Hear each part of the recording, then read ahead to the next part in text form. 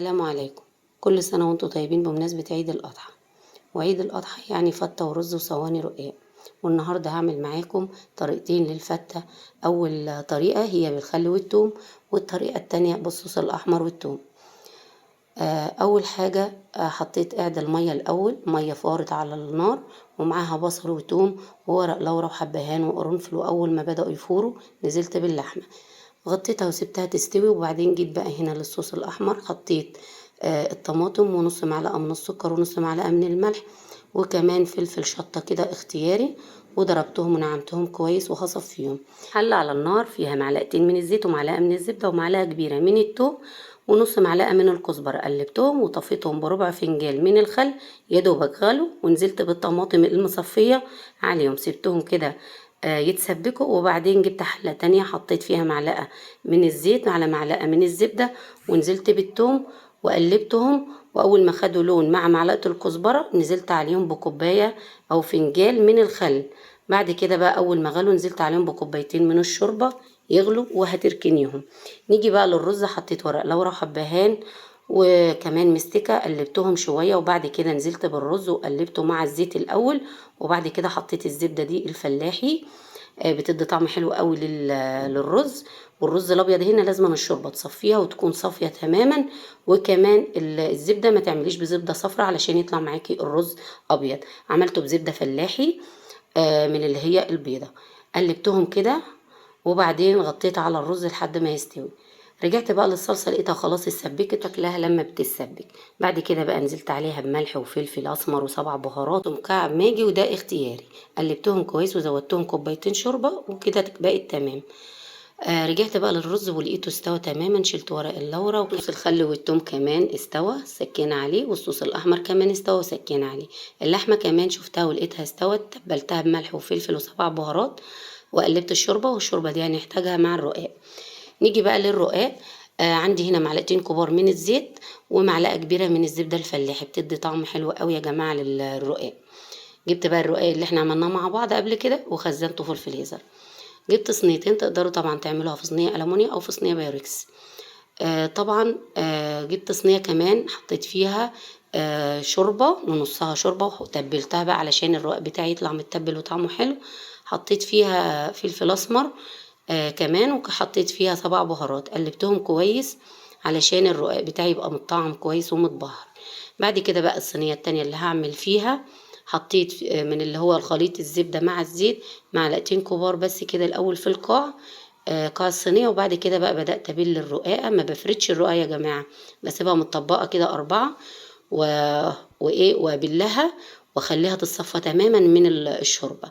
بعد كده بقى برص كل طبقتين من الرقاق كده او كل طبقه مسحه واحده كده بالفرشه، ما بحطش بمعلقه علشان ما يبقاش تقيل.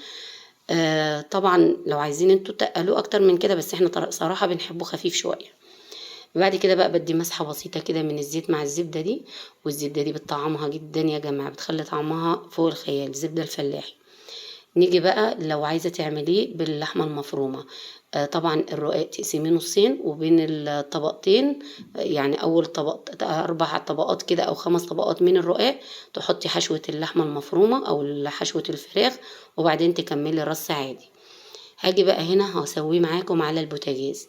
على عين الكبيرة حطيت الصينية وبدأت كده بحتة اللي هي فوط المطبخ، بدأت ألف ألف كده علشان كله يطلع سوا واحد، وبدأت بالغطا بحرف الغطا أدوس على الحروف علشان تطلع معايا مدورة وبالشكل ده ومتماسكة.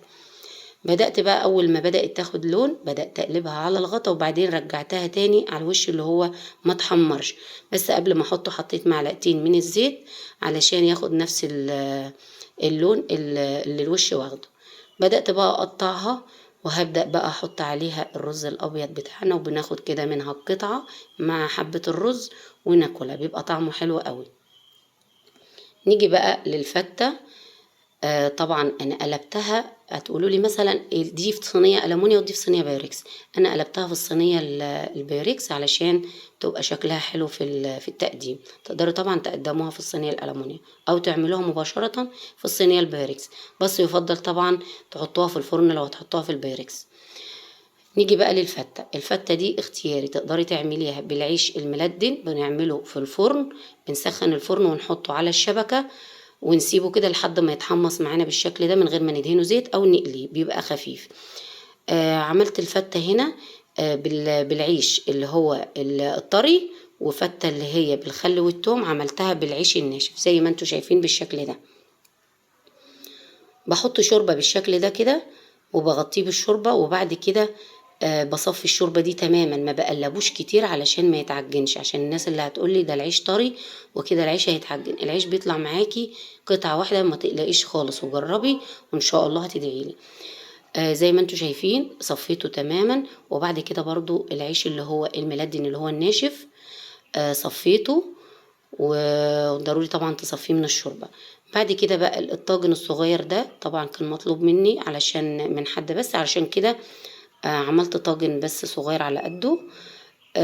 حطيت فيه الأول أول حاجة على العيش كبشتين كده من الخل والثوم، وبعد كده نزلت بالرز، وبعدين حطيت عليهم كبشتين من فوق باللي هو صوص الخل والثوم. بعد كده بقى رجعت للي هي الفتة اللي بالعيش الطري وبالصوص الأحمر. بعد ما صفيت العيش اللي هو بالفتة اللي هو الصوص الأحمر، فتة الصوص الأحمر، صفيت العيش حطيت عليها كبشتين كده من الصوص الأحمر، بتدي طعم حلو قوي. وبعدين نزلت بطبقة الرز، وبعدين بقى بدأت أنزل كده بشكل جمالي بالصوص الأحمر، وأرص عليها اللحمة بقى كده للي حابب اللي هو ياكل الفتة اللي بالصوص الأحمر.